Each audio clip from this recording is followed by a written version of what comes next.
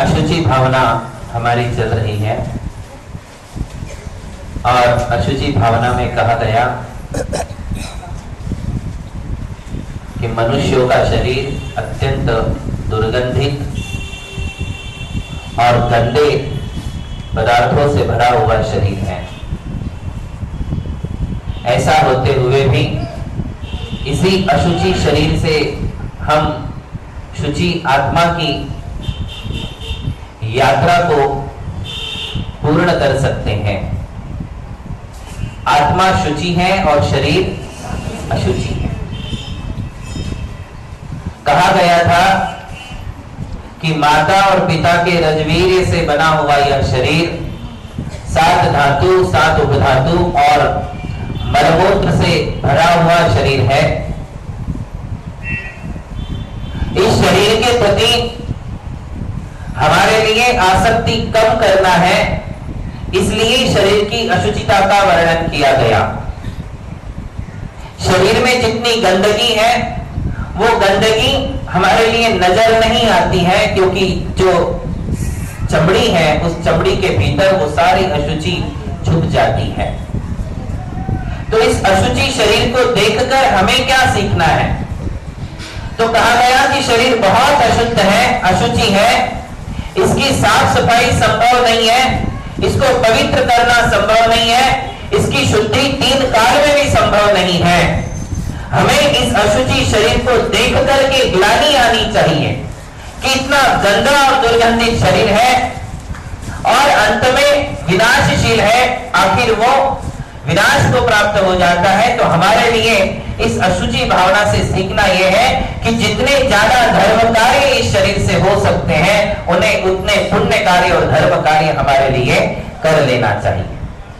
प्रश्न यह है कि शरीर को जब अशुचि कहा गया है, देखिए बड़ा प्रासंगिक विषय है, समझने योग्य विषय है कि जब शरीर अशुद्ध है, मैला है, गंदा है, तो फिर हम आहार दान के समय में गुरुओं के सामने ये क्यों बोलते हैं कि मन शुद्धि, वचन शुद्धि, काय शुद्ध है, महाराज आहार दान कीजिए? क्या बोलते हो? बोलो। आहार दान शुद्ध है। क्या कहते हो?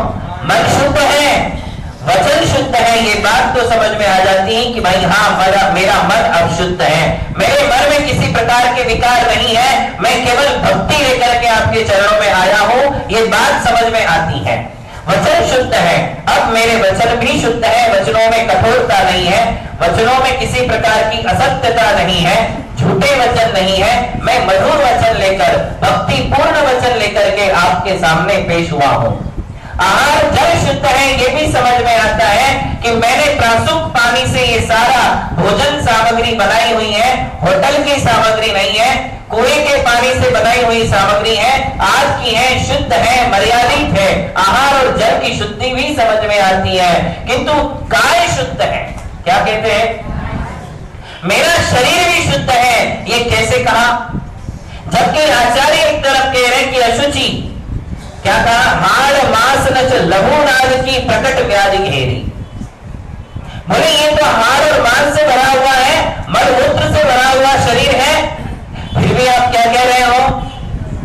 क्या कह रहे हो? काय शुद्ध है। कुछ ना कुछ तो अनेकांत इसमें होना चाहिए, वरना परस्पर विरोध हो जाएगा। ऐसे लगता है जैसे एक आचार्य दूसरे आचार्य की काट कर रहे हो। नजर तो ऐसे ही आता है कि शरीर शुद्ध है, आत्मा की चर्चा नहीं है। चर्चा किसकी है? शरीर की चर्चा है। तो जब ये भी सत्य है कि शरीर पूरा गंदा है, इसको तो कोई झुठला नहीं सकता, इसको तो कोई नकार नहीं सकता है कि शरीर पूरा गंदे पदार्थों से भरा हुआ है, और इस बात को भी नकारा नहीं जा सकता है कि मेरा शरीर शुद्ध है, आहार लीजिए। क्योंकि जिन्हें आहार दे रहे हो उन मुनिराज के शरीर में भी तो वही तत्व है, नहीं है क्या? ऐसा तो नहीं है कि हमारा शरीर अशुद्ध हो और मुनियों को हम आहार दे रहे हैं, उनके मुनियों के शरीर शुद्ध हो। शरीर तो किसी के भी शुद्ध नहीं है, मुनियों के शरीर भी वैसे ही हाड़ मांस और मलमूत्र से भरे हुए हैं। फिर वहां काय शुद्धि का क्या प्रयोजन? भोजन है। और वो काय शुद्धि सभी लोग बोलते हैं, पुरुष भी बोलती हैं और महिलाएं भी बोलती हैं। ऐसा तो नहीं है कि पुरुषों के शरीर शुद्ध हो और महिलाओं के शरीर अशुद्ध हो, है क्या? आपका शरीर अशुद्ध है? नहीं है? है कि नहीं, ये बताइए। तो अभी कैसा नहीं है? हाड़ मांस से तो भरा ही है, भरा ही है। किंतु यहाँ कुछ ना कुछ बात है जो हमें समझनी है। हम जब भगवान के अभिषेक को जाते हैं, मुनियों के आहारदान के लिए जाते हैं, उस समय में वहां काय शुद्धि हम प्रेषित करते हैं, बोलते हैं, उसका अर्थ है कि शरीर अंदर से भले ही गंदा हो, किंतु अब फिलहाल बाहरी शुचिता लेकर के मैं आया हूं। क्या लेकर के आया हूं? बाह्य शुद्धि। शरीर 3 काल में भी शुद्ध नहीं हो सकता है, मलमूत्र से रहित नहीं हो सकता है, हाड़ मांस चर्बी से रहित नहीं हो सकता है, अंदर से तो वो गंदा ही है। मैं कौन सी शुचिता लेकर के आया हूं? बाहर की शुचिता लेकर के आया हूं। जो शरीर मैंने विषय भोगों से अशुद्ध किया था, उसे मैं नहला करके लाया हूं। रात में जो विषय भोग हुए, दिन में जो विषय भोग हुए, अशुचिताएं हुई, उसके कारण जो अपवित्रता आई थी, उसको मैंने नहा लिया और नहा करके उस अशुचिता को खत्म कर दिया। अभी फिलहाल मेरे मलमूत्र का विसर्जन नहीं है, मैं वो शुद्धि नहीं करके आया हूं। मेरे नवद्वार में से अभी कोई मल बह नहीं रहा है, बाहर की शुचिता लेकर के मैं आया हूं। सिर्फ इतनी ही शुद्धि वहां पर्याप्त है आहार देने के लिए। यदि आप कहो कि शरीर तो तीनों काल में अशुद्ध है, तो फिर कैसे आहार दोगे? तो फिर कैसे अभिषेक करोगे? तो अभिषेक और आहारदान में कौन सी शुद्धि चाहिए? बाहर की अशुद्धि चाहिए। यदि जख्म है तो आप बैठे हुए घाव के साथ ना अभिषेक कर सकते हो, ना आहारदान दे सकते हो, क्योंकि शरीर अशुद्ध है। यदि मासिक अशुद्धि वाले दिनों में आप हो, तो उस समय आप ना आहारदान दे सकते हो, ना अभिषेक कर सकते हो। पुरुषों के लिए भी यही बात है। यदि नहाए नहीं हो तो आप अभिषेक और आहारदान के पात्र नहीं हो। यदि आप गंदे पदार्थों से छू लिए हो, नहाने के बाद भी यदि हड्डी से छू गए, मलमूत्र से बाहर में यदि छू चुके हो, तो फिर तुम्हारे लिए नहाना आवश्यक हो जाएगा। बिना नहाए फिर आप आहार और पूजा नहीं कर सकते हो। वहां केवल बाहरी शुद्धि का विषय है। अब विषय यह है कि बाहरी शुचिता क्या पुरुषों के लिए ही संभव है, महिलाओं के लिए नहीं? यदि शरीर अशुद्ध है तो महिलाओं का भी अशुद्ध है और पुरुषों का भी अशुद्ध है। किस दृष्टि से? किस दृष्टि से? अंतरंग की दृष्टि से। शरीर में जो 7 धातु, उपधातु है और मलमूत्र है, इस दृष्टि से शरीर अपवित्र है, अशुद्ध है। तो क्या पुरुषों का ही है, महिलाओं का नहीं है? क्या महिलाओं का ही है, पुरुषों का नहीं है? ध्यान रखिए, थोड़ा सा ठीक से समझने की कोशिश करिए। यदि अशुचि भावना की दृष्टि से देखो तो महिलाओं का शरीर भी अशुद्ध है और पुरुषों का भी शरीर अशुद्ध है। किंतु यदि अभिषेक पूजन की दृष्टि से, आहार की दृष्टि से देखते हो, तो जैसे पुरुषों का शरीर शुद्ध है, वैसे महिलाओं का शरीर भी शुद्ध है। वहां ये एकांत क्यों कि पुरुष अभिषेक कर सकती है और महिला नहीं कर सकती? विषय को समझने की कोशिश करिए। कई लोगों की एकांत धारणा है, वो एकांतवाद के साथ चल रहे हैं और एकांत धारणाओं को चलाते हुए कह रहे हैं कि महिला तो, पुरुष तो अभिषेक कर सकते हैं, किंतु महिलाएं अभिषेक क्यों नहीं कर सकती? क्यों नहीं कर सकती? बोले महिलाएं अशुद्ध होती है और तुम सुन लेती हो। तुम्हें कोई अशुद्ध कहे और तुमको गाली नहीं लगती है? अशुद्ध हो तुम तो यहां क्यों बैठी हो? अशुद्ध हो मंदिर में क्यों आते हो? अशुद्ध हो आहारदान क्यों देते हो? यदि महिला अशुद्ध है अभिषेक के लिए, तो फिर आहारदान दे सकती है क्या? दे सकती है क्या? क्योंकि आहारदान में आप क्या बोल रहे हो? हे मुनिवर, मन शुद्ध है, वचन शुद्ध है और वहां काय शुद्ध हो जाती। जब मुनि महाराज के सामने आहारदान देने जाते तो शरीर शुद्ध हो जाता है, और जब भगवान के सामने आ जाते हो तो अशुद्ध हो जाते हैं। किस दृष्टि से कहा जा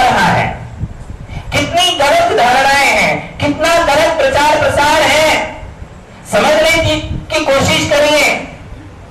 आज सारे देश में ये एक वितंडावाद फैलाया जा रहा है और शंका का जाल जो है लोगों के मन में फैलाया जा रहा है कि पुरुष तो अभिषेक करें किंतु महिलाएं नहीं करें, और उसके लिए अनेक कारण देते हैं। अनेक कारणों में से ये भी एक कारण दे देते हैं। कारण तो बहुत देते हैं, बहुत से कारण देते हैं। बोले महिलाएं जो है सिर से स्नान नहीं करती हैं, इसलिए उन्होंने अभिषेक नहीं करना, तो फिर आहार दान क्यों देना? हर जगह एक प्रश्न चिन्ह लगेगा। यदि अभिषेक नहीं करना तो आहार दान क्यों देना? अभी अभी हमने एक धर्म ग्रंथ में पढ़ा, धर्म रत्नाकर ग्रंथ में जयसेन आचार्य ने कहा कि 5 प्रकार का स्नान होता है। कितने प्रकार का? एक होता है पैरों तक, एक होता है घुटनों तक, एक होता है कमर तक, एक होता है कंधे तक और एक होता है सिर तक। तो उसमें लिखा गया कि महिलाओं के लिए और इवन श्रावकों के लिए भी लिखा गया है, श्रावक श्राविका दोनों के लिए, कि वे लोग जो है कंधे से स्नान करते हुए कंधे तक का स्नान करके अभिषेक और आहार दान के लिए पात्र हो जाते हैं। ऐसा आवश्यक नहीं है कि सिर से स्नान होना ही चाहिए। यदि ऐसा हो तो फिर आहार दान दे सकते हो क्या? रोज माथा धोते हो कि तो आहार दान देते हो ना? यदि ऐसा प्रावधान होता तो फिर दोनों के लिए समान ही होता और फिर आप अभिषेक के साथ साथ आहार दान से भी वंचित रह जाती थी। बात समझने की कोशिश करिए। अनेक कारणों में ये एक कारण जरूर बोलते कि महिलाएं अशुद्ध हैं। यदि महिलाएं सर्वथा अशुद्ध हैं, देखिए अशुचि भावना की दृष्टि से अशुद्ध बोलो चल जाएगा, कोई तकलीफ नहीं है। अशुचि भावना की दृष्टि से देखो तो आप भी अशुद्ध हो और सिर्फ श्रावक श्राविका नहीं, मुनि भी अशुद्ध है। किस दृष्टि से? अशुचि भावना की दृष्टि से संसार का प्रत्येक प्राणी अशुद्ध है, केवल देवों को छोड़ दो, उनके शरीर शुद्ध होते हैं। और अरिहंत भगवान को छोड़ दो, अरिहंत भगवान सप्त धातु विवर्जिता, उनके शरीर में परम औदारिक शरीर होता है। उनके शरीर में 7 धातु, 7 उपधातु, मल मूत्र आदि कुछ भी नहीं होता है। अशुचि भावना की दृष्टि से कथन करो तो हम लोगों का शरीर अशुद्ध है, किंतु जब साधना की बात आती है, आराधना की बात आती है, तब जैसे श्रावकों का शरीर शुद्ध है वैसे महिलाओं का भी शुद्ध है। कितनी भ्रांत धारणा है। एक बार तो आप प्रश्न पूछ सकते हो, जो वक्ता तुम्हारे सामने बोल करके जा रहा है कि तुम अशुद्ध हो, तुम उठ करके खड़े होकर के इतना नहीं पूछ सकती हो कि यदि हम अशुद्ध हैं तो आहार कैसे ले सकते हैं, वह काय शुद्धि कैसे बोल सकते हैं? भीतराग भगवान के लिए यदि हम अशुद्ध हैं तो मुनियों के लिए अशुद्ध नहीं है? मुनियों के लिए भी तो अशुद्ध है। क्या अशुद्ध अवस्था में आहार दे रहे हो? अशुद्ध अवस्था में बना रहे हो? फिर तो चौकी महिलाओं ने बनाना ही नहीं चाहिए, पुरुषों ने बनाना चाहिए। अशुचि महिलाओं के हाथ कैडी आहार मुनिजन करेंगे तो उनकी चर्या में मन लगने वाला नहीं है।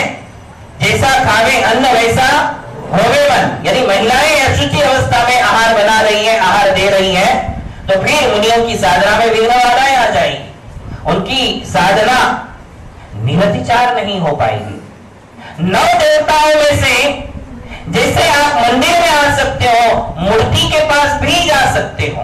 मंदिर भी तो एक देवता है ना। 9 देवताओं में अरिहंत सिद्ध आचार्य उपाध्याय साधु, जिन धर्म जिनागम जिन चैत्य और जिन चैत्यालय, 9 के 9 देवता है, 9 के 9 समान कैटेगरी वाले हैं। तो जैसे आप चैत्यालय में आ सकते हो वैसे चैत्य के पास भी तो जा सकते हो। क्या तकलीफ है? अरे हमारे शरीर में गंदगी भरी है फिर भी हम मंदिर में आते हैं। क्यों आते हैं? क्योंकि जितनी शुद्धि संभव है उतनी शुद्धि हम पाल सकते हैं। यदि कोई कहे कि तुम्हारे शरीर में मलमूत्र है तो मंदिर में मत जाओ, मंदिर अशुद्ध हो जाएगा, तो फिर मंदिर में कौन जाएगा? कौन जाएगा? कोई जा पाएगा? यहां उतनी ही शुद्धि काम की है जितनी शुद्धि हम कर सकते हैं। जो शुद्धि हमारे दायरे में नहीं है, जो शुद्धि हम नहीं कर सकते हैं, उस शुद्धि का यहाँ कोई विवेचन नहीं है कि शरीर को हम शुद्ध नहीं बना सकते, अंदर से शुद्ध नहीं कर सकते, किंतु बाहर की शुचिता संभव है। बात समझ में आ रही सबके लिए? महिलाएं अभिषेक कर सकती हैं, क्योंकि जैसी बाह्य शुचिता पुरुषों के लिए संभव है, बाह्य शुचिता महिलाओं के लिए भी संभव है। केवल वो अशुद्ध है तो कौन से दिनों में है? मासिक दिनों में अशुद्ध है। मासिक दिनों के 4 दिन, 5 दिन, 6 दिन, 8 दिन आप अशुद्ध हो। उसके अलावा आप मासिक के दिनों में जैसे आप मंदिर में ही जाते हो, फिर आहार भी नहीं लेते हो, अभिषेक भी नहीं करते हो, कोई भी धार्मिक क्रिया आप उन दिनों में नहीं करते हो, और जिन दिनों में आप धार्मिक क्रियाएं प्रारंभ कर देती हो, उन दिनों में जैसे आप माला पकड़ सकते, जिनवानी पकड़ सकते, मंदिर जा सकते, पूजा कर सकते, स्वाध्याय कर सकते, आहार दान दे सकते, सारी क्रियाएं कर सकती हैं, केवल क्या नहीं कर सकती? ये किसने कहा? कौन से ग्रंथ में आया? कौन से आचार्य ने लिखा? अरे पूर्वाचार्यों के किसी एक ग्रंथ का तो उल्लेख करो। इतने जोर जोर से वक्ता बोल रहे हैं, समाज को गुमराह कर रहे हैं, समाज के सामने कुतर्क रख रहे हैं, समाज तो बेचारी भोली है, श्रावक क्या करेगा? श्रावक को जैसा समझाया जाएगा वैसा वो करेगा। भोली समाज के सामने यदि कुतर्क के जाल फैलाओगे तो समाज धर्म से दूर होने वाली है। उन्हें पूछो कि 15वीं शताब्दी तक का कोई आर्ष मार्ग का एक शास्त्र दिखाओ जिस शास्त्र में ये लिखाओ कि महिला अभिषेक नहीं कर सकती। कोई एक ग्रंथ का तो उल्लेख करो, जबकि ऐसे कई ग्रंथ हैं जिन ग्रंथों में अभिषेक का उल्लेख है, पुराण ग्रंथों में भी है और श्रावकाचारों में भी। जैसे श्रावकाचारों में श्रावकों के लिए है, वही श्राविकाओं के लिए धर्म कहा गया। कोई अलग से श्राविकाचार तो नहीं बनाए गए। श्रावकाचार 23 प्रकार के श्रावकाचार लिखे गए, सोलापुर से पब्लिश हुए। कितने श्रावकाचार है? लगभग 23 प्रकार के श्रावकाचार हैं। आप बताइए कोई एक आधा श्राविकाचार है क्या? रत्न करंडक श्रावकाचार है कि नहीं? अमित गति श्रावकाचार, वसुनंदी श्रावकाचार, उमा स्वामी श्रावकाचार, पुरुषार्थ सिद्धि उपाय, ऐसे अनेक श्रावकाचार हैं, किंतु श्राविकाचार नाम का कोई ग्रंथ क्यों नहीं है? थोड़ा सा अपना दिमाग लगाइए, क्यों नहीं है? क्योंकि जो श्रावकाचार है वही श्राविकाचार है, और श्रावकाचारों में ऐसा कहीं कोई उल्लेख है कि भैया इतना धर्म श्रावक के लिए है और इतना धर्म श्राविका के लिए, श्राविका ने इतना छोड़ देना बाकी सब कर लेना, ऐसा कोई उल्लेख है? इसका अर्थ क्या है? स्पष्ट है, जो श्रावक का धर्म वही श्राविका का धर्म। एक भी निषेध वाला प्रमाण नहीं है कि जहां यह लिखा हो कि श्राविका अभिषेक नहीं कर सकती है, महिला अभिषेक नहीं कर सकती है, ऐसा कोई उल्लेख आज तक तो कोई भी, जो लोग नहीं मानने वाले हैं, नहीं मानने वालों ने आज तक कोई भी पूर्वाचार्य का एक भी प्रमाण प्रस्तुत नहीं किया। केवल क्या कर रहे हैं? कुतर्क, वो भी किसके सामने? जिन्हें कुछ समझ में नहीं आता, ऐसी भोली समाज के सामने वो कुतर्क फैलाए जा रहे हैं। बेचारी समाज क्या करे? ये ऐसा कहते, वो ऐसा कहते, हम क्या करें? इसके लिए केवल एक ही ज्ञान चक्षु है, वो है जिनवाणी। क्या है? जिनवाणी। जिनवाणी का पूर्वाचार्य का कोई उल्लेख मिल जाए तो हम मान लेंगे। बात समझ में आई?